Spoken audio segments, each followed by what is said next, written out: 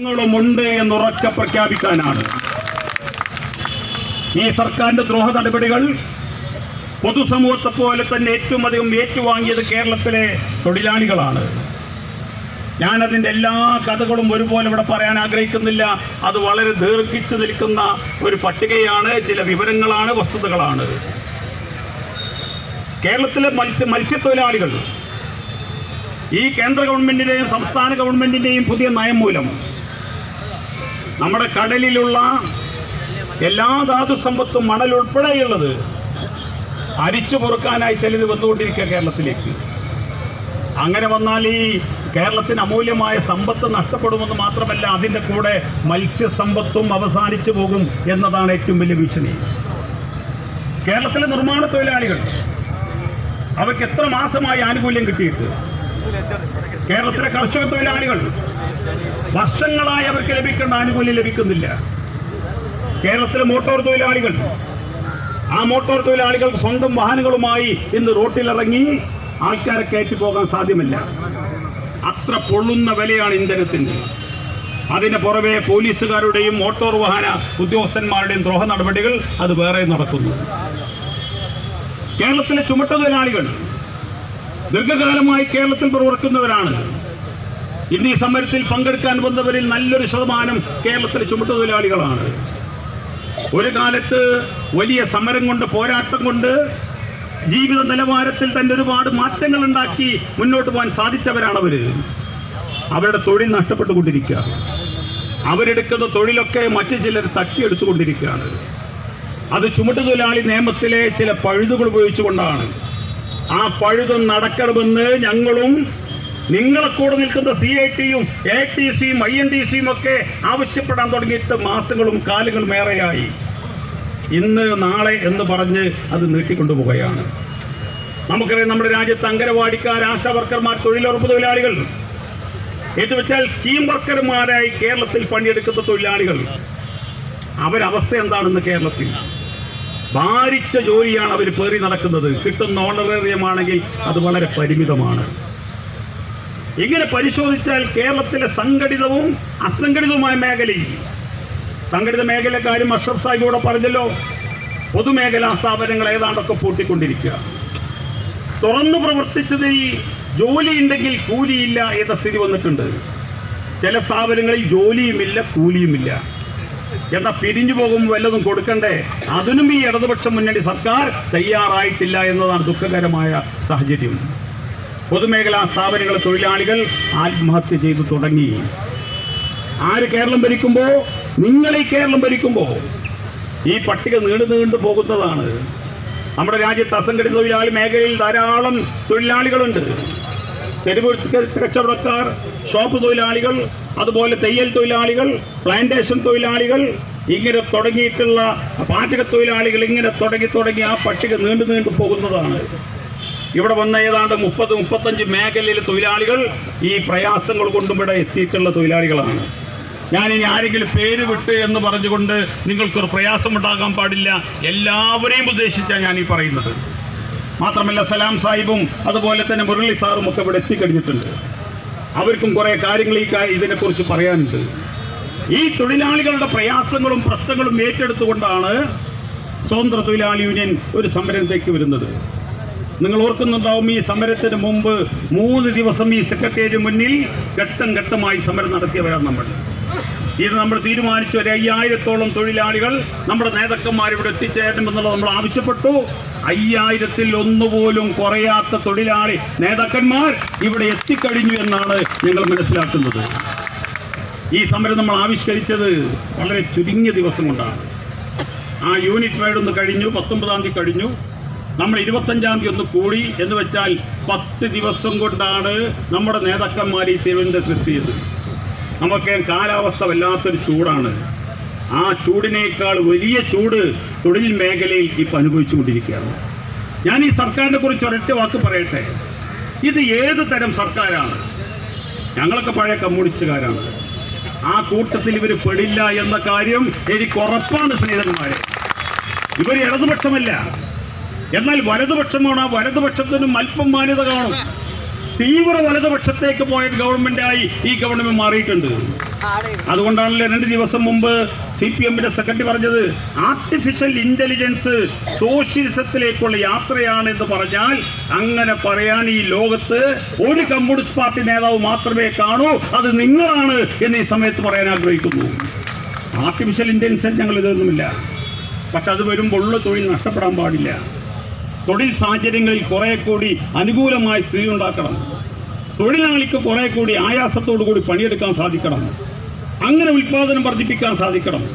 നേരെ മറിച്ച് അത് വരുമ്പോൾ നിങ്ങൾക്ക് പൊയ്ക്കോ, നിങ്ങൾ ഞങ്ങൾക്ക് ആവശ്യമില്ല, ഞങ്ങൾക്ക് പകരം യന്ത്രമനുഷ്യന്മാരുടെ പണിയെടുക്കാനുണ്ട്, മറ്റ് ശാസ്ത്ര സാങ്കേതിക വിദ്യകൾ കൊണ്ടുള്ള പുതിയ കണ്ടുപിടുത്തങ്ങൾ പണിയെടുക്കാനുണ്ട്, അതുകൊണ്ട് ഞങ്ങൾക്ക് നിങ്ങൾ ആവശ്യമില്ല എന്ന് പറയുന്നതാണ് ആർട്ടിഫിഷ്യൽ ഇന്റലിജൻസ് എങ്കിൽ ഞങ്ങളതിനെതിരാണ്. അതല്ല ഈ നാടിനെ മുന്നേറ്റത്തിന് നയിക്കാനും എല്ലാവർക്കും അതിന് നന്മ ലഭിക്കാനുമാണെങ്കിൽ ഞങ്ങളതിന് അനുകൂലവുമാണ്. ഗോവിന്ദ മാഷ് പറഞ്ഞ മാതിരിയല്ലേ ഞങ്ങൾ പറയുന്നത്. സ്നേഹിതന്മാർ, ഈ ഗവൺമെന്റ് വല്ലാത്തൊരവസ്ഥയിലേക്ക് നീങ്ങിക്കൊണ്ടിരിക്കുക. സലാം സാഹിബും മുരളി സാറും ഒക്കെ കാര്യങ്ങൾ പറയട്ടെ. അതിനെതിരായി കേരളത്തിൽ നടന്നുകൊണ്ടിരിക്കുന്ന വലിയ പോരാട്ടത്തിന്റെ ഭാഗമായി ഞങ്ങളും ആ പോരാട്ടത്തിലുണ്ട് എന്ന് ഞങ്ങൾ പ്രഖ്യാപിക്കുകയാണ്. ഒറ്റക്കാര്യം പറഞ്ഞില്ലെങ്കിൽ മനസ്സിലൊരു മദ്ദളം കൂട്ടൽ അവസാനിക്കില്ല. എന്തിനും ഏതിനും കേന്ദ്രത്തെ പറയുന്ന ഒരു ഗവൺമെന്റാണ് ഈ കേരളത്തിലെ ഗവൺമെന്റ്. ഞങ്ങൾക്ക് കേന്ദ്രത്തെക്കുറിച്ച് ഒരുപാട് വിമർശനമുണ്ട്. ഒന്നിനും കൊള്ളാത്ത ഗവൺമെന്റാണ്, അതൊരു തത്വമില്ല. തൊഴിലാളി വിരുദ്ധമാണ്. അവിടെ തൊഴിലാളി വിരുദ്ധമായിട്ടുള്ള നടപടികൾക്കെതിരായി ഏതാണ്ട് 15 കൊല്ലമായി കോൺഗ്രസ് അധികാരത്തുള്ള സമയത്ത് INTUC സമരത്തിലാണ്. അന്നും CIT കൂടെയുണ്ട്, ഞങ്ങളെല്ലാവരും കൂടെയുണ്ട്. നമ്മളൊക്കെ ഒരുമിച്ച് സമരം ചെയ്തു വരികയാണ്. ഞങ്ങൾ പലപ്പോഴും ചോദിച്ചു, ഈ കേരളത്തിൽ തൊഴിൽ പ്രശ്നങ്ങളില്ലേ? ഇപ്പൊ ഞങ്ങളിവിടെ വരുമ്പോൾ ചുവന്ന കൊടിക്കാർ ധാരാളം സമരത്തിലേക്ക് വന്നുകൊണ്ടിരിക്കുക. CITU സമരം ചെയ്തു തുടങ്ങി, AITUC സമരം ചെയ്തു തുടങ്ങി. ഞങ്ങൾ അവരോടൊക്കെ ചോദിക്കട്ടെ, നമുക്ക് എന്തുകൊണ്ട് ഈ കേരളത്തിൽ ഒരുമിച്ചൊരു സമരംഗത്തേക്ക് വന്നുകൂടാ എന്ന് ചോദിച്ചാൽ അപ്പോൾ നിങ്ങളുടെ ഭാഗത്ത് ഉത്തരം കിട്ടുന്നില്ല. നിങ്ങൾ രാഷ്ട്രീയമായി നിങ്ങളുടെ യജന്മാരന്മാരുടെ ശാസനക്ക് വഴങ്ങിയാണ് നിങ്ങൾ ഇപ്പോൾ കേരളത്തിൽ പ്രവർത്തിക്കുന്നത്. കേരളത്തിലെ തൊഴിലാളികളില്ലാത്ത അസ്വസ്ഥതയാണ്. ആ അസ്വസ്ഥരായ തൊഴിലാളികളുടെ പ്രയാസങ്ങൾ ഉയർത്തിപ്പിടിച്ചുകൊണ്ട് നമുക്കൊരുമിച്ചും ഒറ്റക്കുമൊക്കെ സമരംഗത്തേക്ക് വരണം. അതാണ് ST ആഗ്രഹിക്കുന്നത്. നാളെ UDF വന്നു എന്ന് നിങ്ങൾ ധരിക്കുക. വരുമെന്ന കാര്യത്തിൽ യാതൊരു തർക്കവും നമുക്കില്ല, ഒരാൾക്കും സംശയം കാണില്ല.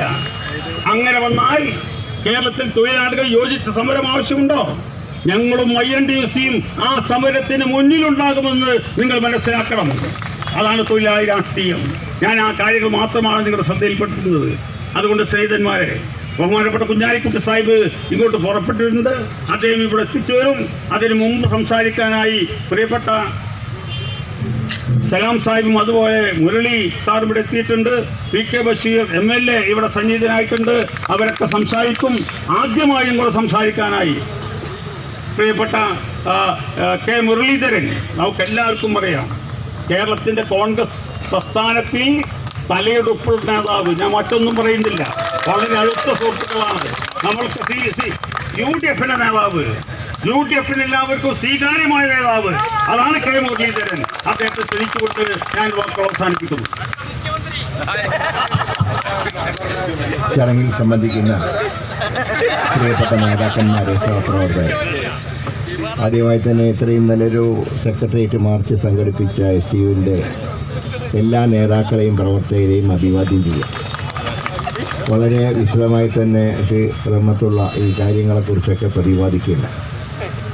അദ്ദേഹം ചോദിച്ചൊരു ചോദ്യം, ഇത് കമ്മ്യൂണിസമാണോ അതോ തീവ്ര വലതുപക്ഷമാണോ എന്നൊരു സംശയം ചോദിച്ചു.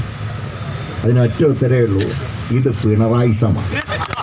കാരണം കമ്മ്യൂണിസമൊക്കെ എന്നേ പോയി കഴിയും. ഇത് മുഴുവൻ പിണറായിസമാണ്. ഇന്ന് ഈ സർക്കാരിന് കേന്ദ്രം ഇവരും ഒരേ തൂവൽ പക്ഷികൾ കഴിഞ്ഞു. ഒരു ഉദാഹരണം പറഞ്ഞാൽ, ഇപ്പോൾ ദേശീയപാതയ്ക്ക് കേന്ദ്രമാണല്ലോ ടോൾ ഏർപ്പെടുത്തുന്നത്. ഇപ്പോൾ ഇവർ കിഫ്ബിക്കും ടോൾ ഏർപ്പെടുത്താൻ പോവുക. ഇപ്പോൾ രണ്ടും തമ്മിൽ എന്താ വ്യത്യാസം?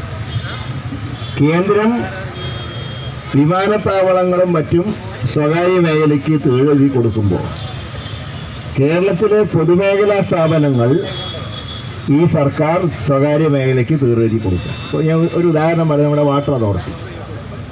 വാട്ടർ അതോറിറ്റിയുടെ പ്രവർത്തനങ്ങൾ 3 ജില്ലകളിൽ, തിരുവനന്തപുരം, കൊച്ചി, കോഴിക്കോട് ജില്ലകളിൽ നിന്ന് വാട്ടർ അതോറിറ്റി സ്വകാര്യ മേഖലയ്ക്ക് വേണ്ടി പിന്മാറുകയാണ്.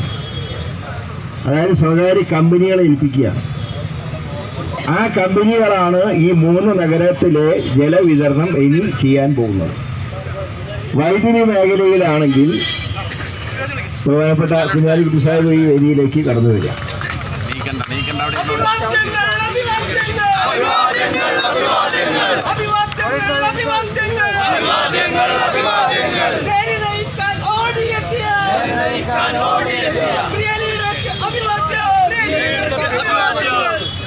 അപ്പൊ കുടിവെള്ളം ഏതാണ്ട് സ്വകാര്യ മേഖല ഏൽപ്പിക്കാൻ പോകുന്നു. അതുപോലെ തന്നെ വൈദ്യുതി മേഖല നിങ്ങൾക്ക് പറയാം, കരാറ് പൂർത്തിയായ പല പദ്ധതികളും സ്വകാര്യ മേഖലയിൽ തന്നെ തുടരാൻ അനുവദിക്കുകയാണ്. അപ്പോൾ വൈദ്യുതി മേഖലയിലും സ്വകാര്യവൽക്കരണം, ആ മേഖലയിലും സ്വകാര്യ പങ്കാളിത്തം വരാൻ പോകും. ഇന്നത്തെ ഒരു വാർത്ത നിങ്ങൾ കണ്ടു കാണും. കേരളത്തിലെ വിദ്യാഭ്യാസ മേഖലയിലേക്ക് സ്വകാര്യ യൂണിവേഴ്സിറ്റികൾ കടന്നു വരാൻ പോകും. അത് പറയുമ്പോൾ ഒരു കാര്യം ഞാൻ പറയുന്നത്, 91-94 കാലത്ത് ശ്രീ കെ കരുണാകരൻ മുഖ്യമന്ത്രിയും കുഞ്ഞാലിക്കുട്ടി സാഹിബും ET ഒക്കെ അടങ്ങുന്ന സർക്കാർ സ്വാശ്രയ സ്ഥാപനങ്ങൾക്ക് അനുമതി കൊടുത്തതിൻ്റെ പേര് MVRനെ തടയുകയും MVRനെ രക്ഷിക്കാനുള്ള ശ്രമത്തിനിടയിൽ 5 DYFIക്കാർ മരണപ്പെട്ടപ്പോൾ നിങ്ങൾ എല്ലാ വർഷവും നവംബർ 25-ാം തീയതി രക്തസാക്ഷിത്വം ആചരിക്കുന്നുണ്ടല്ലോ. നിങ്ങൾ ആ 5 ചെറുപ്പക്കാരോട് കാണിക്കുന്ന നിഷേധമല്ലേ ഇന്ന് നിങ്ങൾ സ്വകാര്യ യൂണിവേഴ്സിറ്റിക്ക് പെർമിഷൻ കൊടുക്കാനെടുത്ത തീരുമാനം? ഞങ്ങൾ സ്വാശ്രയ മേഖല എന്ന് പറയുമ്പോൾ ഗവൺമെൻറ് കൺട്രോളുണ്ട്. ഇത് പൂർണ്ണമായിട്ട് സ്വകാര്യ മേഖലയ്ക്ക് വിദ്യാഭ്യാസ മേഖല തൊഴിലെഴുതാൻ പോവാണ്. അപ്പോൾ കിഫ്ബി റോഡുകൾ ഞങ്ങളൊക്കെ അന്നേ നിയമസഭയിൽ പറഞ്ഞാണ്, ഞാനും ബഷീറൊക്കെയുള്ള സമയത്ത് ഞങ്ങൾ പറഞ്ഞാണ് ഇത് ഭാവിയിൽ ബാധ്യതയാവാൻ പോവാണ്. ഇതിന് മുമ്പ് ഇവിടെ റോഡും പാലൊക്കെ ഉണ്ടായിട്ടില്ലേ? അതൊക്കെ ഈ കുപ്പി എന്ന് പറയുന്ന സാധനം കൊണ്ടാണോ? അവസാനം എന്താ ഇപ്പോൾ തനി കുപ്പിയായില്ലേ? ഇനി അതിന് ടോള് ഞാൻ ചോദിക്കുന്നത്, ഈ ജനങ്ങൾ ചിറക് വെക്കേണ്ടി വരും പറക്കാൻ. കാരണം ദേശീയവായിൽ കിടക്കാൻ നിവർത്തിയില്ല കേന്ദ്രത്തിൻ്റെ ടോള്, കിഫ്ബി റോഡിൽ കയറാൻ നിവർത്തിയില്ല കേരളത്തിൻ്റെ ടോള്. പിന്നെ മനുഷ്യൻ എങ്ങനെ സഞ്ചരിക്കും? അപ്പോൾ ജനത്തിനുള്ള ജീവിതം ഇന്ന് പൊറുതിമുട്ടുകയാണ്. എല്ലാ മേഖലയും, ഇപ്പോൾ തൊഴിൽ മേഖലയുടെ അവസ്ഥ എന്താ? എല്ലാം സ്വകാര്യ മേഖലയ്ക്ക് തീരെഴുതി കൊടുക്കുമ്പോൾ എങ്ങനെ തൊഴിലാളികൾക്ക് നീതി കിട്ടും? നേരത്തെ സൂചിപ്പിച്ചത് ചുമട്ട് തൊഴിലാളികൾ. അത് മാത്രമല്ല, മറ്റ് പൊതുമേഖലകളിലൊക്കെ സ്വകാര്യവൽക്കരിക്കുമ്പോൾ അവരുടെ തൊഴിലിനൊന്നും ഒരു ഉറപ്പുമില്ല. കഴിഞ്ഞ ദിവസം വാട്ടർ അതോറിറ്റിയിലെ CPMന്റെ യൂണിയൻ CIT യൂണിയൻകാർ മുഖ്യമന്ത്രിയെ പോയി കണ്ടു. അവർ പറഞ്ഞു, ഈ സ്വകാര്യ സംരംഭത്തിൽ നിന്ന് വാട്ടർ അതോറിറ്റി പിന്മാറണം. മുഖ്യമന്ത്രി പറഞ്ഞു, നിങ്ങളുടെ ജോലി ചെയ്താൽ ഞാൻ വേണമെങ്കിൽ ഉറപ്പ് പറയാം, സ്വകാര്യവൽക്കരിക്കണോ വേണ്ടേ എന്നുള്ള തീരുമാനിക്കാനാണ് ഞാൻ ഈ കസാലയിലിരിക്കുന്നത്. ഒരു നാണം കിട്ടും മടങ്ങി CIT-കാർ. അപ്പം അതാണ് അവിടുത്തെ അവസ്ഥ എന്ന് പറയും.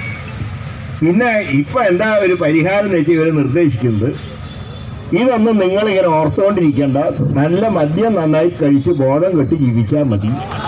അതുകൊണ്ടാണ് ബ്രൂവറി യൂണിറ്റിന് ഇപ്പോൾ പെർമിഷൻ കൊടുക്കും. ഞാൻ ചോദിക്കട്ടെ, കേരളത്തിൽ എത്ര ശക്തമായിട്ട് മഴ പെയ്യുമ്പോൾ ഏറ്റവും മഴ കുറവുള്ള ജില്ലയിലെ പാലക്കാട് ജില്ല. പാലക്കാട് ജില്ലയിൽ നിന്ന് വന്നവർ ഉണ്ടാവുമല്ലോ.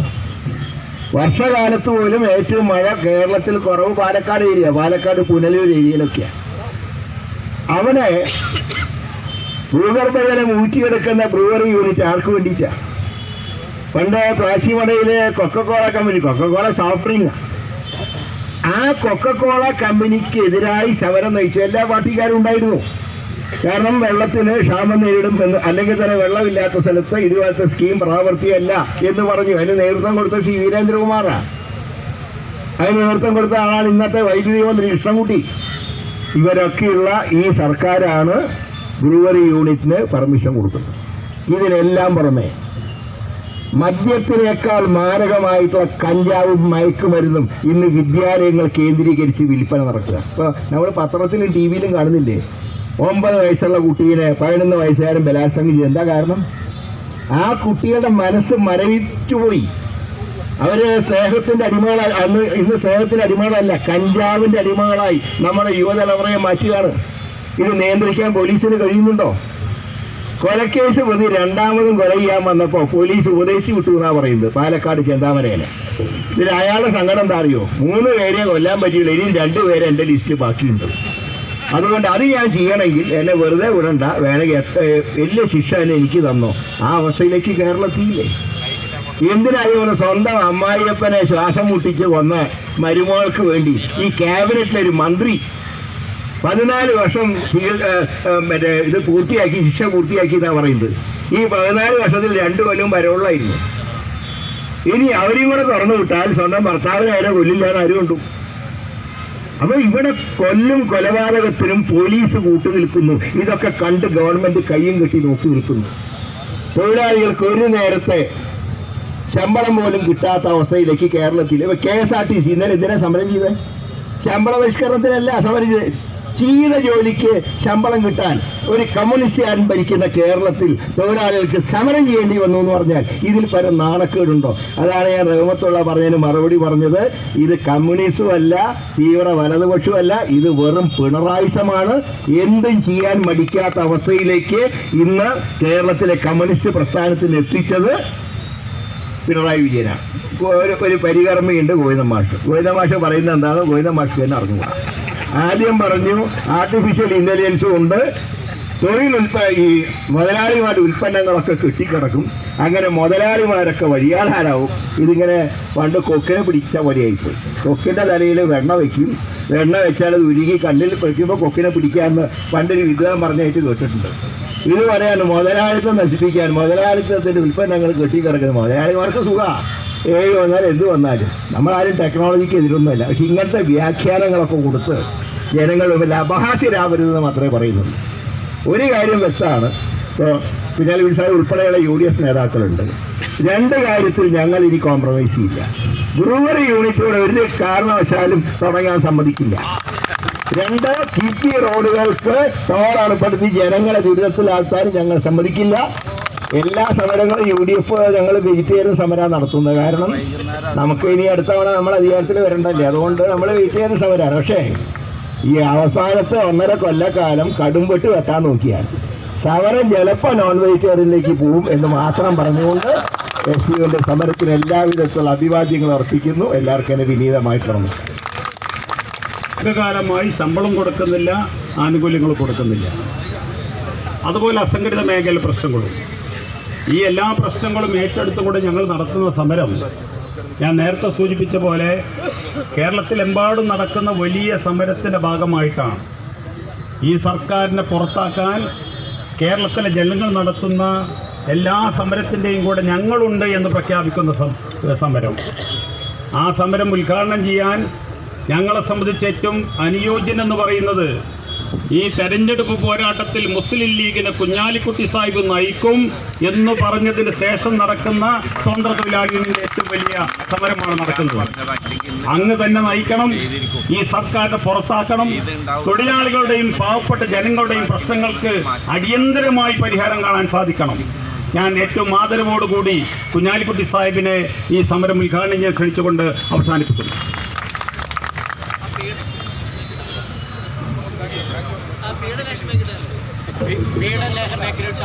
പ്രിയങ്കരായ നമ്മുടെ വേദിയിൽ സന്നിഹിതരായിട്ടുള്ള അധ്യക്ഷൻ റഹ്മത്തുള്ള ബഹുമാനായ ശ്രീ മുരളീധരൻ അവർകൾ, ബഹുമാനായ CMA ഇസ്ലാം, ബഹുമാന്യരായ ഇവിടെ വേദിയിലുള്ള നമ്മുടെ അമൂർത്തി ഉണ്ണിക്കുളം, ബഹുമാനായ CK ബഷീർ MLA, ആദിപത്യ തങ്ങൾ, നജീബ് കാന്തപുരം, TV ഇബ്രാഹിം, അതുപോലെ നമ്മുടെ SUവിൻ്റെ ഭാരവാഹികളൊക്കെ ഉണ്ട്. ഭീമാപള്ളി റഷീദുണ്ട്, നിസാർ മുഹമ്മദ് ഉണ്ട്, അതുപോലെ മുഹമ്മദ് അഷ്റഫ്, പ്രിയങ്കരായ എല്ലാ നേതാക്കന്മാരും അതുപോലെ തന്നെ ഇവിടെ അണിനിരന്നിട്ടുണ്ട്. വളരെ പ്രധാനപ്പെട്ട ഒരു പ്രക്ഷോഭമായിട്ടാണ് SCU ഇതിനെ കാണുന്നത്. അതുകൊണ്ടാണ് എല്ലാ നേതാക്കളും സംബന്ധിച്ചുകൊണ്ട് ഇവിടെ ബഹുമാന്യ ശ്രീ മുരളീധരനൊക്കെ പങ്കെടുത്തുകൊണ്ട് വളരെ പ്രാധാന്യത്തോടുകൂടി തൊഴിലാളികളുടെ ഈ പ്രക്ഷോഭത്തെ ഞങ്ങൾ കാണുന്നത്. ഇവിടെ പറഞ്ഞതുപോലെ വളരെ വേഗം ഇന്ത്യ രാജ്യത്തെയും അതുപോലെ തന്നെ കേരളത്തെയും സാധാരണക്കാർക്ക് വേണ്ടി രക്ഷിച്ചില്ല എങ്കിൽ രാജ്യം വലിയ അപകടത്തിലേക്ക് പോവാണ്, സംസ്ഥാനം വലിയ അപകടത്തിലേക്ക് പോവാണ്. കാരണം തൊഴിലാളികളെ, സാധാരണക്കാരെ, താഴ്ന്ന വരുമാനക്കാരെ, മാർജിനലൈസ് ചെയ്ത ജനവിഭാഗങ്ങളെ അവരെ ഓർമ്മയില്ലാത്ത പോക്കാണ്. ഇവിടെ ഇപ്പോൾ റഹ്മത്തുള്ള പറഞ്ഞു പൊതുമേഖലാ സ്ഥാപനങ്ങളെക്കുറിച്ച്. ഞങ്ങളുടെ കാലത്തൊക്കെ എത്ര പൊതുമേഖലാ സ്ഥാപനങ്ങളിൽ ശമ്പളം മുടങ്ങിയിട്ടുണ്ടായിരുന്നു എന്നുള്ളതായിരുന്നു ചർച്ച. ഇപ്പോൾ ഏതെങ്കിലും പൊതുമേഖലാ സ്ഥാപനത്തിൽ ശമ്പളം മര്യാദ കിട്ടുന്നുണ്ടോ, എവിടെയെങ്കിലുമൊക്കെ കിട്ടുന്നുണ്ടോ എന്നുള്ളതായിരുന്നു. ഞാനിത് ആലങ്കാരികമായി പറയുന്നതല്ല. പൊതുമേഖലാ സ്ഥാപനങ്ങളുടെ ഒരു കാര്യം ഒന്ന് അന്വേഷിച്ചാൽ മതി. ഒരു കൊല്ലത്തിൽ 2 മാസത്തെ ശമ്പളമൊക്കെ എപ്പോഴെങ്കിലും കൊടുക്കും.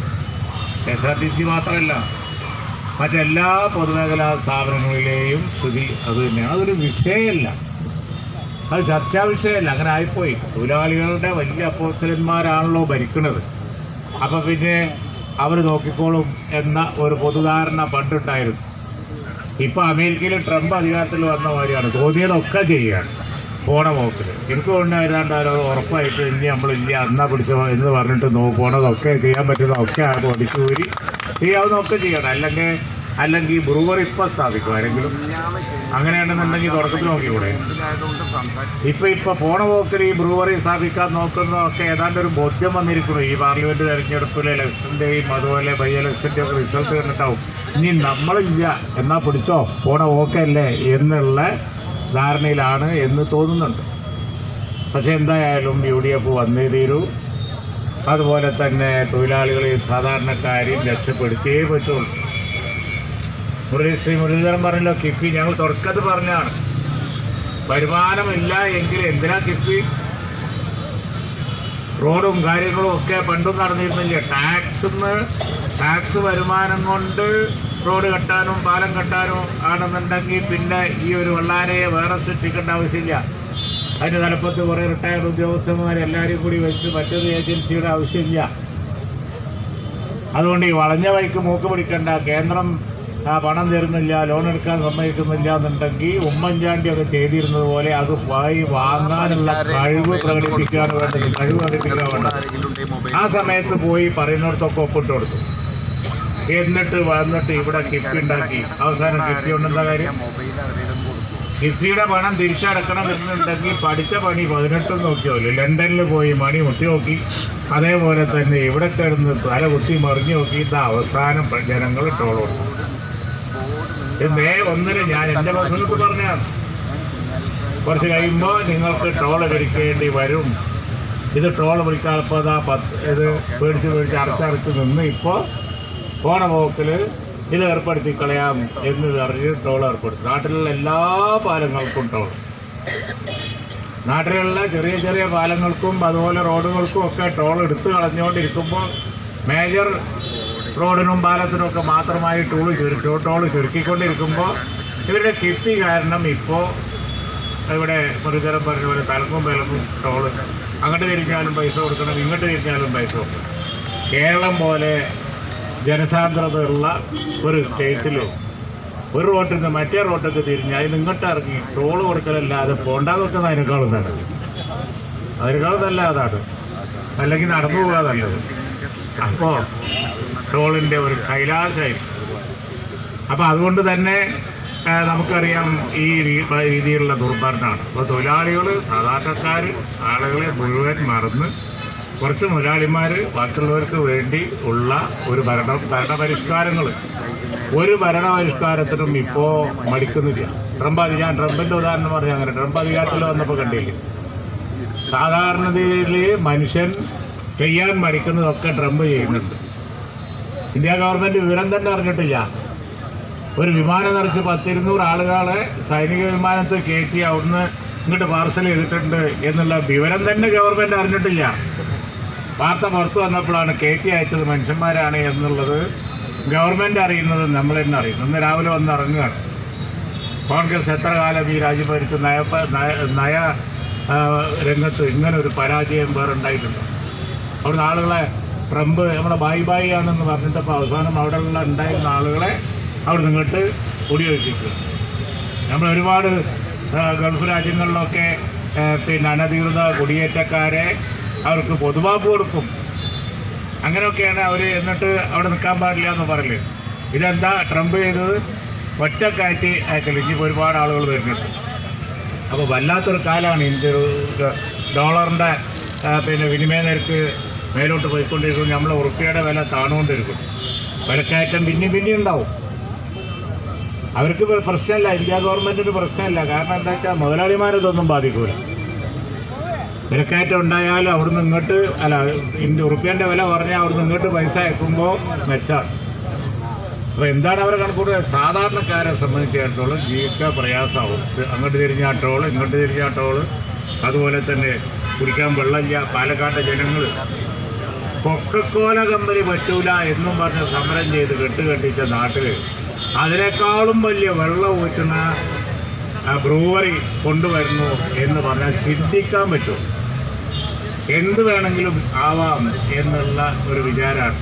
ആ ബ്രൂവറി നടപ്പിലാക്കാനുള്ള സമയമൊന്നും ഇടതുപക്ഷ ഗവൺമെൻറ്റിനില്ല. അതുകൊണ്ട് പറഞ്ഞത് ശരിയാണ്, അതൊട്ട് നടപ്പിലാവാനും പോകുന്നില്ല, യാതൊരു സംശയവുമായിരിക്കും. കാരണം ആ മേഖലയിൽ ഒട്ടും വെള്ളമായിരുന്നു. അപ്പോൾ ഈ രീതിയിലുള്ള അൺപോപ്പുലറായ ജനങ്ങളെ ദ്രോഹിക്കുന്ന, പ്രത്യേകിച്ച് തൊഴിലാളികളെ, സാധാരണക്കാരെ ദ്രോഹിക്കുന്ന ഒരു ഗവൺമെൻറ് ഒരു നിലക്കും വരുമാനം ഉണ്ടാക്കാനും അറിയില്ല.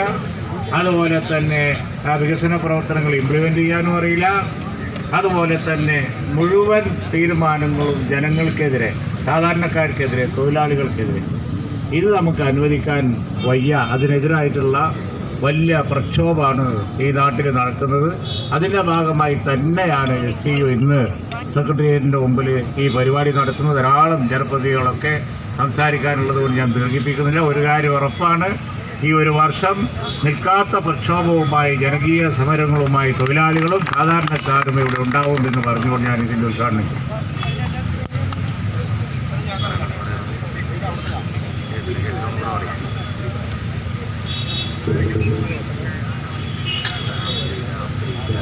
ഇന്ന് മറ്റൊരു സമരം കൂടി നടക്കാനുണ്ട്. ഈ പരിപാടിയിൽ പങ്കെടുത്തതിൽ 100 കണക്കിന് അംഗനവാടി വർക്കർമാരുണ്ട്. അംഗനവാടി വർക്കർമാർക്ക് ഒരു ക്ഷേമ ഓഫീസുണ്ട്. മുനീർ സാഹിബിൻ്റെ കാലത്ത് തുടങ്ങിയതാണ്. ഇപ്പോൾ ഏതാണ്ട് ഒരു നയാ പൈസ അംഗനവാടി വർക്കർമാർക്ക് ആനുകൂല്യമായി കൊടുക്കുന്നില്ല. അതുകൊണ്ട് ഞങ്ങൾ തീരുമാനിച്ചത് ഇന്ന് ഉച്ചയ്ക്ക് ശേഷം 2 മണിക്ക് അംഗനവാടി ക്ഷേമനിധി ഓഫീസ് പ്രതീകാത്മകമായി പൂട്ടിയിടണമെന്ന് തീരുമാനിച്ചിട്ടുണ്ട്. അതൊരു സൂചനയാണ്. അതുകൊണ്ട് മനസ്സിലായില്ലെങ്കിൽ ആ ആഫീസ് പൂട്ടിയിടാൻ ആയിരക്കണക്കിന് അംഗനവാടി വർക്കർമാർ ഈ തിരുവനന്തപുരത്തെത്തും എന്ന് സർക്കാർ മനസ്സിലാക്കണമെന്ന് പ്രഖ്യാപിച്ചുകൊണ്ടാണ് സമരം നടക്കുന്നത്. സമരം കഴിഞ്ഞാൽ അംഗനവാടിക്കാർ ഇവിടെ തന്നെ നിൽക്കണം. ഇവിടുന്ന് ഒരുമിച്ച് നമുക്ക് പോകാം. നമ്മോട് അഭിസംബോധന ചെയ്ത് സംസാരിക്കാനായി ബഹുമാന്യനായ മുസ്ലിം ലീഗിൻ്റെ സംസ്ഥാന ജനറൽ സെക്രട്ടറി അഡ്വക്കേറ്റ് PMA സലാം സാഹിബ് അവരുകളെ ആദരപൂർവ്വം ക്ഷണിക്കുകയാണ്.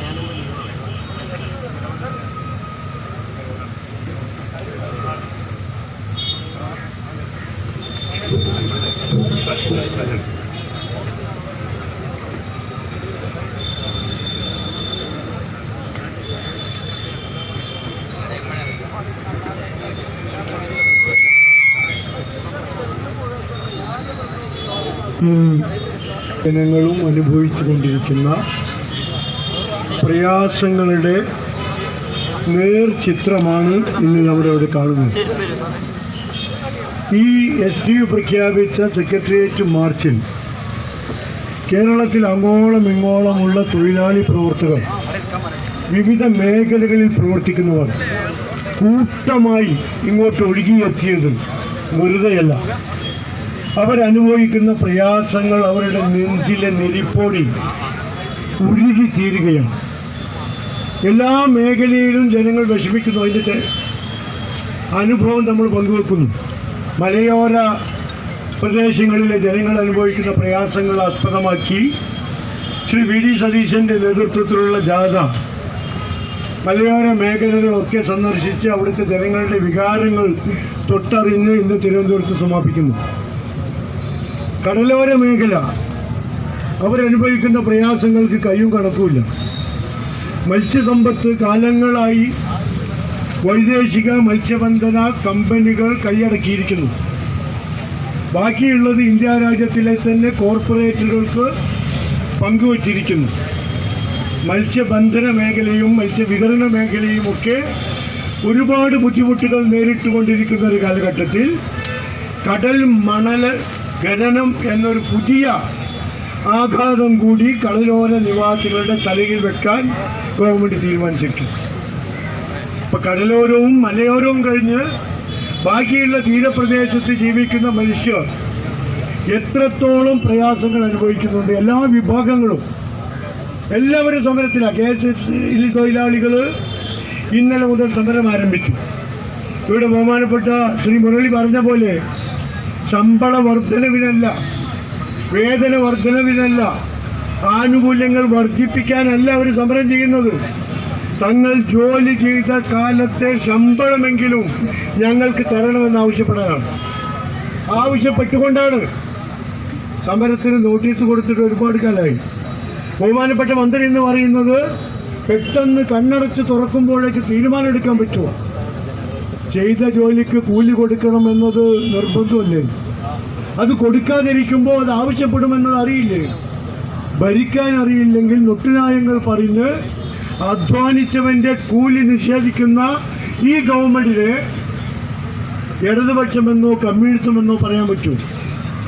ഇവിടെ മുരളി പറഞ്ഞത് തന്നെയാണ് അതിൻ്റെ ശരി. ഇത് ജനങ്ങൾക്ക് വേണ്ടി, തൊഴിലാളികൾക്ക് വേണ്ടി, പാവപ്പെട്ടവന് വേണ്ടി ഉള്ള ഭരണമല്ല. പൊതുമേഖലാ സ്ഥാപനങ്ങളെ കുറിച്ച് പറഞ്ഞല്ലോ. ഏതാ പൂട്ടാത്തത്? എത്ര എണ്ണം പ്രവർത്തിക്കുന്നുണ്ട്? ബഹുമാനപ്പെട്ട ഉമ്മൻചാണ്ടി ഭരിക്കുമ്പോൾ PK കുഞ്ഞാലിക്കുട്ടി സാഹിബ് വ്യവസായ വകുപ്പിൻ്റെ ചുമതല ഏറ്റെടുത്തിട്ട് എത്ര സുന്ദരമായി മനോഹരമായി തൊഴിലാളികൾക്കും പൊതുസമൂഹത്തിനും അനുയോജ്യമായ വിധം ഇവിടുത്തെ പൊതുമേഖലാ സ്ഥാപനങ്ങൾ കൊണ്ടുപോയി. ആക്ഷേപങ്ങൾ ഉണ്ടായിരുന്നില്ല. ഉൽപാദനം വർദ്ധിപ്പിച്ചു. ഒരുപാട് നേട്ടങ്ങൾ ഉണ്ടാക്കിയില്ല. വില വർധനവ് പിടിച്ചു നിർത്താൻ മലബാർ സിമന്റിലടക്കം പ്രൊഡക്ഷൻ വർദ്ധിപ്പിച്ച് തൊഴിലാളികൾക്ക് ഷിഫ്റ്റ് വർദ്ധിപ്പിച്ചു കൊടുത്ത് ഒരുപാട് സേവനങ്ങൾ നടത്തിയ ചരിത്രമുള്ളതാണ് കേരള സംസ്ഥാനത്തിന്. ഇന്നെന്താ സിമന്റ് കമ്പനികളുടെ സ്ഥിതി? ട്രാവൻകൂർ സിമന്റ്സ് കോട്ടയത്തുള്ള നേർക്കറിയാം. ശമ്പളം കൊടുത്തിട്ട് 10 മാസമായി. ജോലി ചെയ്ത തൊഴിലാളികൾക്ക്, ജീവനക്കാർക്ക് ശമ്പളം കൊടുത്തിട്ട് 10 മാസമായി. തൊഴിലാളികളുടെ ശമ്പളത്തിൽ നിന്ന് പിടിക്കുന്ന PF ഫണ്ട് അത് ഫണ്ടിൽ അടക്കണം. ആ PF ഫണ്ട് അടച്ചിട്ട് വർഷങ്ങളായി തൊഴിലാളിയുടെ ശമ്പളത്തിൽ നിന്ന് ഫണ്ട് പിടിക്കുകയും കമ്പനിയുടെ വിഹിതത്തിൽ നിന്ന് ഫണ്ട് ഏറ്റുവാങ്ങുകയും ചെയ്തിട്ട് അത് PF-ലേക്ക് അടക്കാതെ ദുരുപയോഗം ചെയ്യുകയാണ്. നമ്മൾ സാധാരണ പറയുന്നുണ്ട്, മരിച്ചവരുടെ ശരീരത്തിൽ പുതക്കുന്ന വസ്ത്രമെടുത്തിട്ട് മോഷ്ടിച്ച് വിൽക്കുന്ന ഏർപ്പാട്, കവമ്പടം മാന്തുക എന്ന് മലപ്പുറത്ത് പറയും. അതാണ് ഈ ഗവൺമെൻറ് ചെയ്യുന്നത്. ശമ്പളം കൊടുക്കാത്ത തൊഴിലാളികൾക്ക് വർഷങ്ങളായുള്ള അവരുടെ ശമ്പളത്തിൽ നിന്ന് പിടിക്കുന്ന സംഖ്യ ഗവൺമെൻറ്റിലേക്ക്, ബന്ധപ്പെട്ട വകുപ്പുകളിലേക്ക് അടയ്ക്കാതെ ഈ ഗവൺമെൻറ് തിരിമറി നടത്തുകയാണ്. ഏതിൽ നിന്നാണ് മുക്കാത്തത്? ഏതാണ് അപഹരിക്കാത്തത്? നിഖില മേഖലകളിലും. ഇവിടെ റഹ്മത്തുള്ളാ സാഹിബ് അംഗനവാടികളെ കുറിച്ച് പറഞ്ഞു. അംഗനവാടിയിലെ ആശാ വർക്കർമാരും കുടുംബശ്രീയിലെ പ്രവർത്തകർ, നമ്മുടെ സഹോദരിമാര് എന്തൊരു ത്യാഗം അവർ ചെയ്യുന്നത്, എന്തൊരു സേവനമാണ് അവർ ചെയ്യുന്നത്. അവരെ അതിനനുസരിച്ചുള്ള വേതനം ഒരിക്കലും കൊടുക്കുന്നില്ല. താൽക്കാലികമായ ആനുകൂല്യങ്ങൾ കിട്ടുന്നു. അവർ ചെയ്യുന്ന തൊഴിലിനനുസൃതമായ ഒരു വേതനമോ ആനുകൂല്യങ്ങളോ അവർക്ക് ഒരു കാലത്തും ലഭിച്ചിട്ടില്ല. അതുതന്നെ കൊടുക്കാതിരിക്കുകയാണ്, അതുതന്നെ നിഷേധിക്കുകയാണ്. ഒരു പെൻഷൻ പദ്ധതിയും നടക്കുന്നില്ല. ക്ഷേമ ബോർഡുകളിലേക്ക് അടക്കുന്ന പണം മുഴുവൻ ഗവൺമെൻറ് തട്ടിക്കൊണ്ടുപോവുകയാണ്. അതുകൊണ്ട് ക്ഷേമ ബോർഡുകളുടെ പ്രവർത്തനങ്ങൾ മുഴുവൻ നിർജീവമായിരിക്കുന്നു. ക്ഷേമ ബോർഡിലെ പ്രവർത്തനങ്ങൾ നിർജീവമാകുമ്പോൾ എന്താ ചെയ്യുക? തൊഴിലാളികൾക്ക്, റിട്ടയർ ചെയ്തവർക്ക്, പെൻഷൻ പറ്റിയവർക്കൊക്കെയുള്ള എല്ലാ ആനുകൂല്യങ്ങളും ഇല്ലാതാക്കുകയാണ്. ഗ്രാറ്റുവിറ്റി കിട്ടുന്നില്ല, റിട്ടയർമെൻറ്റ് ബെനിഫിറ്റ് കിട്ടുന്നില്ല, അവർക്കുള്ള ഭവന സഹായം ലഭിക്കുന്നില്ല, അവരെ മക്കളെ കെട്ടിക്കാനുള്ള സഹായം ലഭിക്കുന്നില്ല, ചികിത്സാ സഹായം ലഭിക്കുന്നില്ല, പെൻഷൻ പോലും ലഭിക്കാത്ത കാലഘട്ടമാണ് കേരളത്തിൽ. ഒരു കാലത്തൊന്നും ഉണ്ടായിട്ടില്ല. ഇന്ത്യ രാജ്യത്തിൽ ഇത്രയും പാപ്പരായ ഒരു സംസ്ഥാനം ഇല്ലാത്ത സാഹചര്യത്തിലേക്ക് കേരളത്തെ കൊണ്ട് തിരിച്ചെത്തിച്ചു. ഇത് അതിശയോക്തി ചേർത്ത് പറയുകയില്ല. നമ്മുടെ സ്ഥിതി അതാണ്. സാമ്പത്തികമായ പാപ്പരത്ത ഖജനാവുകൾ കാലി എന്നാണ് പറയുന്നത്. ഇപ്പോൾ കിഫിയുടെ പേരിൽ പറഞ്ഞല്ലോ, ജനങ്ങളിൽ വീണ്ടും വീണ്ടും അധിക ഭാരം അടിച്ചേൽപ്പിക്കുകയാണ്. അധിക ഭാരം എല്ലാ മേഖലയിലും. കിഫിയുടെ റോഡുകൾക്ക് ടോൾ വെച്ചാൽ നമുക്ക് 1 കിലോമീറ്റർ യാത്ര ചെയ്യുമ്പോൾ പണം എത്ര കൊടുക്കേണ്ടി വരും? യാത്ര എത്ര ദുഷ്കരമാകും? ഇവിടുത്തെ പാവപ്പെട്ടവന് അത് എത്രമാത്രം ബാധിക്കും? ഈ കിഫി ഉണ്ടാക്കിയപ്പോൾ തന്നെ പ്രതിപക്ഷത്തുണ്ടായിരുന്ന മുഴുവൻ നേതാക്കന്മാരും പറഞ്ഞതാണ്, ഇത് അപകടമാണ്, ഇത് ദുർവ്യയമാണ്. കിഫിയുടെ ഉന്നത ഉദ്യോഗസ്ഥന്മാരായി നിയമിച്ച റിട്ടയർ ചെയ്ത IPS IAS ഉദ്യോഗസ്ഥന്മാർക്ക് ലക്ഷങ്ങളാണ് ശമ്പളം കൊടുത്ത ആ സ്ഥാനത്തിരിക്കുന്നത്. ലക്ഷങ്ങൾ ശമ്പളം കൊടുത്ത് അവരുടെ ഉദ്യോഗകാലത്ത് ഈ ഗവൺമെന്റിനെ സഹായിച്ചു. എല്ലാ തെറ്റുകുറ്റങ്ങൾക്കും കൂട്ടുനിന്നു, എല്ലാ അഴിമതികളും ശരിവെച്ചു എന്ന ഏക കാരണം കൊണ്ട് റിട്ടയർ ചെയ്ത ശേഷം ആ ഉദ്യോഗസ്ഥന്മാരെ തടയിരുത്താൻ കിഫി കൊണ്ടുവന്നു. 10 ലക്ഷവും 15 ലക്ഷവും മാസം തോറും ഈ ഓരോ. അത് മാത്രമല്ല, മിനിഞ്ഞാന്നൊരു ഓർഡർ ഇറങ്ങിയിട്ടുണ്ട്. ആ ഓർഡർ പ്രകാരം കേരളത്തെ മദ്യത്തിൽ മുക്കി നിർജീവമാക്കി നാട് കാലിക പ്രശ്നങ്ങളിൽ നിന്ന് ചിന്ത തിരിക്കുകയാണ്. ജനങ്ങൾ അനുഭവിക്കുന്ന പ്രയാസങ്ങളെക്കുറിച്ച് അവരറിയരുത്, അവർ ചിന്തിക്കാൻ അവസരം കൊടുക്കരുത്, അതിന് കൂട്ടായ്മ ഉണ്ടാകരുത്, പ്രതിഷേധമുണ്ടാകരുത്. അതുകൊണ്ട് അവരെ മദ്യത്തിൽ മയക്കി കിടക്കണം. അതിന് ബ്രൂവറി ഉണ്ടാക്കണം. ബീവറേജിൻ്റെ ഔട്ട്ലെറ്റുകൾ എവിടെയൊക്കെ സ്ഥാപിക്കാൻ കഴിയുമോ വാർഡ് അടിസ്ഥാനത്തിൽ സ്ഥാപിച്ച് സുലഭമായി മദ്യം ലഭ്യമാക്കുന്ന, ലഹരിയിൽ മുങ്ങുന്ന ഒരു കേരളത്തെ സ്ഥാപിക്കും. ഇത്രത്തോളം പ്രതികാരം ചെയ്യണം.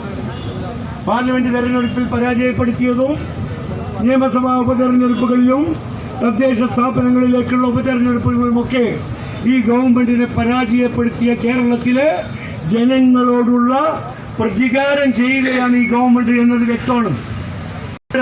ഒരു വലിയ വിജയമാക്കി തീർത്ത കേരളത്തിന്റെ തൊഴിലാളി ചരിത്രത്തിൽ സ്വർണ്ണ ലിപികളാൽ ആലേഖനം ചെയ്യുന്ന ഒരു ഇതിഹാസത്തിന് നേതൃത്വം നൽകിയ എൻ്റെ പ്രിയപ്പെട്ട തൊഴിലാളി സുഹൃത്തുക്കളെ, STUവിൻ്റെ സംസ്ഥാന, ദേശീയ, ജില്ലാ, മണ്ഡലം ഭാരവാഹികളെയും ഫെഡറേഷൻ ഭാരവാഹികളെയും അകമഴിഞ്ഞ് അഭിനന്ദിച്ചുകൊണ്ട് എൻ്റെ വാക്കുകൾ ഉപസംഹരിക്കുന്നു. ജയ് ഹിന്ദ്. തൊഴിലാളിക്ക് 10,000 രൂപ വരുമാനമാക്കി കൊടുത്തിട്ടാണ് മുനീർ സാഹിബ് ഇറങ്ങിപ്പോകുന്നത്. അവർക്ക് പെൻഷൻ പ്രഖ്യാപിച്ചു, ആനുകൂല്യങ്ങൾ പ്രഖ്യാപിച്ചു, അതെല്ലാം മുടങ്ങിക്കിടക്കുന്നു. ഒരു നയാ പൈസ കിട്ടുന്നില്ല. ഞങ്ങൾ ഇന്ന് ആ അംഗനവാടി ആഫീസിനെ ഒരു പൂട്ടിട്ട് അത് പൂട്ടാൻ പോവുകയാണ്, വളരെ പ്രതീകാത്മകമായി. എന്നാൽ ഇതുകൊണ്ട് മനസ്സിലാക്കിയില്ലെങ്കിൽ ഞങ്ങൾ മുനീർ സാഹിബിനെയും കൊണ്ട് അങ്ങോട്ട് വരും എന്ന് പ്രഖ്യാപിക്കാനാണ് ഞങ്ങൾ അങ്ങോട്ട് പോകുന്നത് എന്ന് കൂടി സൂചിപ്പിച്ചുകൊണ്ട് മുനീർ സാഹിബിനെ ഈ സമരത്ത് അഭിസംബോധന ചെയ്ത് സംസാരിക്കാൻ ക്ഷണിച്ചുകൊള്ളുന്നു. മുനീർ സാഹിബ് ചോദിച്ചു, അംഗനവാടി വർക്കർമാർ വന്നിട്ടില്ലേ? ധാരാളം ആൾക്കാർ വന്നിട്ടുണ്ട്, അവരൊക്കെ നിങ്ങൾ പിന്നിലുണ്ട്.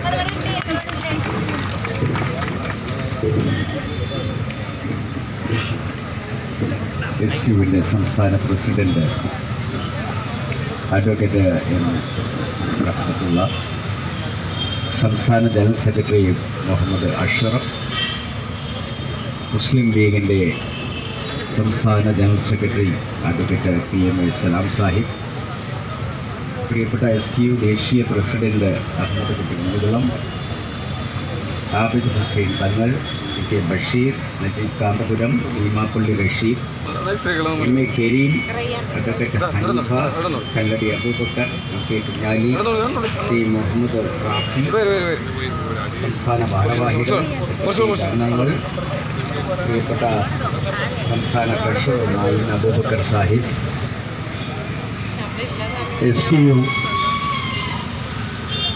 സെക്രട്ടേറിയറ്റ് മാർച്ച് തിരഞ്ഞെടുത്ത 5000 പ്രതിനിധികളുടെ മാത്രം ഒരു പ്രതിഷേധമാണ് ഒരു തുടക്കം എന്ന നിലയ്ക്ക് SDU ഇവിടെ സംഘടിപ്പിച്ചിട്ടുള്ളത്. ഈ സെക്രട്ടേറിയറ്റിനകത്തിരിക്കുന്നവരെ ഓർമ്മപ്പെടുത്തുകയാണ്, ഇതിൻ്റെ ഇരട്ടി ഈ സെക്രട്ടേറിയറ്റിലേക്ക് വരാൻ കാത്തിരിക്കുകയാണ് എന്ന് മാത്രം. കാരണം ഇതൊരു സൂചനമാണ്. ഈ 5000 ആളുകൾ നിങ്ങളോട് പറയുന്നത്, ഈ ഇരിക്കുന്ന ഓരോ ആളും ഓരോ പ്രസ്ഥാനമാണ്. ആശാവർക്കർമാരൊരു പ്രസ്ഥാനമാണ്, അംഗൻവാടി ഒരു പ്രസ്ഥാനമാണ്, ചുവട്ടുതൊഴിലാളികളൊരു പ്രസ്ഥാനമാണ്. അങ്ങനെ ഓരോരോ പ്രസ്ഥാനങ്ങളുടെയും പ്രതിനിധികളാണ് ഇവിടെയുള്ളത്. അവരെല്ലാം ആ പ്രസ്ഥാനങ്ങളുമായി ഒരുമിച്ച് സെക്രട്ടേറിയറ്റിലേക്ക് മുന്നിലേക്ക് വന്നാൽ, പ്രിയപ്പെട്ട മുഖ്യമന്ത്രി, നിങ്ങൾക്ക് അകത്ത് പ്രവേശിക്കാൻ കഴിയാത്ത വണ്ണം ഈ സെക്രട്ടേറിയറ്റിനെ സ്തംഭിപ്പിക്കാൻ കഴിയുന്ന ശക്തിയാണ് SDU എന്ന് പറയുന്ന പ്രസ്ഥാനം എന്ന് ഓർക്കുന്നത് നന്നായിരിക്കും. ഈ മുഖ്യമന്ത്രിക്ക് ഒരു പേര് കൂടി വരാൻ പോവുകയാണ്. ഈ പാവപ്പെട്ട തൊഴിലാളികളുടെ വേതനവും ശമ്പളവും ഒക്കെ പിടിച്ചെടുത്ത് മുക്കിയ മന്ത്രി എന്ന പേരാണ് അദ്ദേഹത്തിന് ഇനി ചേരുന്ന ഏറ്റവും നല്ല പേര്. എല്ലാ ആനുകൂല്യങ്ങളും എടുത്ത് വകമാറ്റി ചെലവഴിക്കുകയാണ്. PF ഒക്കെ നേരത്തെ തന്നെ പിടിച്ച് അതിൻ്റെ ആനുകൂല്യം കിട്ടേണ്ട തൊഴിലാളികൾക്ക് അത് നിഷേധിച്ച് അത് വകമാറ്റി ചെലവഴിക്കുകയാണ്. സർക്കാരിൻ്റെ കയ്യിൽ നയാ പൈസയില്ലാത്ത സാഹചര്യത്തിലേക്ക് പോകും. ഈ കേരളത്തിൻ്റെ വ്യവസായ മന്ത്രി പ്രസംഗിക്കുന്നത് 5-6 മണിക്കൂറാണ്. ഈസ്റ്റ് ടു ബിസിനസ് എന്നൊക്കെ പറഞ്ഞുകൊണ്ട് അദ്ദേഹം നടത്തുന്ന ഈ ഗീർവാണങ്ങൾ കേൾക്കുമ്പോൾ ആളുകൾ വിചാരിക്കുന്നത് കേരളം വ്യാവസായിക വിപ്ലവത്തിലേക്ക് പോയിരിക്കുന്നു എന്നാണ്. എന്നാൽ അദ്ദേഹം നിയമസഭയ്ക്കകത്ത് പുതിയ വ്യവസായങ്ങളെക്കുറിച്ച് പ്രസംഗിച്ചു കൊണ്ടിരിക്കുന്ന സമയത്ത് പുറത്ത് പൊതുമേഖലാ സ്ഥാപനങ്ങൾ കൂട്ടിക്കൊണ്ടേയിരിക്കുകയാണ്. അദ്ദേഹം ഇറങ്ങിപ്പോകുമ്പോഴേക്കും എത്ര പൊതുമേഖലാ സ്ഥാപനങ്ങൾ ഇവിടെ ഉണ്ടാകും എന്നുള്ളതാണ് നമുക്ക് ആലോചിക്കാനുള്ള കാര്യം. സലാം സാഹിബ് പറഞ്ഞു, ട്രാവൻകൂർ സിമെന്റ്സിന്റെ ഒക്കെ ഒരു ഉദാഹരണമായി പറഞ്ഞു. മാസങ്ങളായി ശമ്പളം കൊടുക്കുന്നില്ല. അതുപോലെ വിരമിച്ചവർക്ക് വിരമിച്ച ആനുകൂല്യങ്ങൾ കൊടുക്കുന്നില്ല. ക്ഷേമനിധികൾ ധാരാളം ഉണ്ടാക്കി. ആ ക്ഷേമനിധിയിൽ നിന്നുള്ള പൈസ ഈ ധനകാര്യ വകുപ്പിന് സാമ്പത്തിക പ്രയാസമുണ്ടാകുമ്പോൾ എല്ലാ ക്ഷേമനിധിയിലെയും പണം താൽക്കാലികമായി ഞങ്ങൾ കടമെടുക്കുകയാണ് എന്ന് പറഞ്ഞുകൊണ്ട് ക്ഷേമനിധികളിൽ നിന്ന് പൈസ എടുത്തിട്ടാണ് ഈ സർക്കാർ നടക്കുന്നത്. ഓരോ ക്യാബിനറ്റിലെയും തീരുമാനം എന്താന്ന് വെച്ചാൽ, ഇന്ന ക്ഷേമനിധിയിലെ പൈസ തൽക്കാലം നമുക്ക് കടമെടുക്കാം. പിന്നെ കടമെടുത്ത പണം തിരിച്ച് ആ ക്ഷേമനിധിയിലേക്ക് എപ്പോഴെങ്കിലും കൊടുത്തിട്ടുണ്ട്. ഞങ്ങൾ ഐക്യജനാധിപത്യ മുന്നണിയുള്ള കാലത്താണ് ആദ്യമായി അംഗനവാടികൾക്ക് വേണ്ടിയിട്ടുള്ള ക്ഷേമനിധി രൂപീകരിക്കുന്നത്. ആ ക്ഷേമനിധി ഞങ്ങൾ രൂപീകരിച്ചപ്പോൾ ഞങ്ങൾ രാഷ്ട്രീയം നോക്കിയിട്ടില്ല. അതിന്റെ ചെയർമാൻ SDUവിന്റെ പ്രതിനിധി ആയിരുന്നു. എങ്കിലും അതിൽ AITUCന്റെയും CITUവിന്റെയും ഒക്കെ പ്രതിനിധികളെ വെച്ചുകൊണ്ടാണ് ഞങ്ങൾ ആ ക്ഷേമനിധി നടത്തിയത്. അത് ഞങ്ങളൊരു തീരുമാനമെടുത്തിരുന്നു, അംഗൻവാടികൾക്ക് 2 പെൻഷൻ വാങ്ങാമെന്ന്. ഒന്ന് കേന്ദ്രവുമായി ബന്ധപ്പെട്ടിട്ടുള്ള പെൻഷനും 2 ക്ഷേമനിധിയിൽ നിന്നുള്ള പെൻഷൻ. ഡ്വൽ പെൻഷൻ വാങ്ങാം എന്ന് അംഗനവാടി ടീച്ചർമാർക്ക് നമ്മൾ ആനുകൂല്യം കൊടുത്ത് ആണ് ഇറങ്ങിപ്പോയത്. ഈ സർക്കാർ വന്നപ്പോൾ പെൻഷനുകൾ ഏകീകരിക്കുക എന്ന പേരിൽ ആദ്യം ചെയ്തത് അംഗനവാടികൾക്ക് 2 പെൻഷൻ എന്നുള്ളത് പിൻവലിക്കുകയാണ് ചെയ്തത്. ഞങ്ങൾ ഇറങ്ങിപ്പോകുമ്പോൾ അവർക്കുള്ള ഹോണറേറിയം ഞങ്ങൾ 10,000 രൂപയാക്കി കൊടുത്തിട്ടുണ്ട്. ഞങ്ങൾ അന്ന് ഇറങ്ങുമ്പോൾ പറഞ്ഞിട്ടുള്ളതാണ്, അവസാനത്തെ ക്യാബിനറ്റിൽ തീരുമാനിക്കാനിരുന്നതാണ് അവരുടെ വേതനം 25,000 രൂപയാക്കുക എന്ന തീരുമാനത്തിലേക്ക് എത്തിക്കുന്നതിന് വേണ്ടി. നിങ്ങളിപ്പം 2 ഗവൺമെൻറ് കഴിഞ്ഞില്ലേ?